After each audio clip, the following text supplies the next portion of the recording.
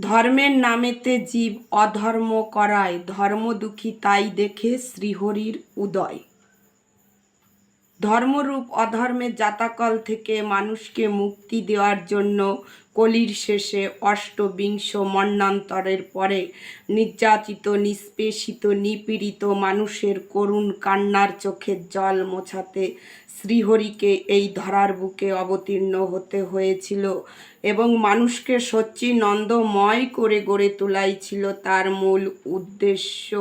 অর্থাৎ গৃহে থেকে গৃহধর্ম পালন করো এবং গৃহকেই জীবন সাধনার মূল তীর্থস্থান হিসাবে গড়ে তোলো। গৃহধর্ম রক্ষা করো, বাক্য সত্য কও, হাতে কা মুখে নাম, দিল খোলা হও, অসতের সঙ্গ ছাড়ি হরি হরি বলো, কুফল বিফল হবে, পাবে প্রেম ফল। জয় হরি বল।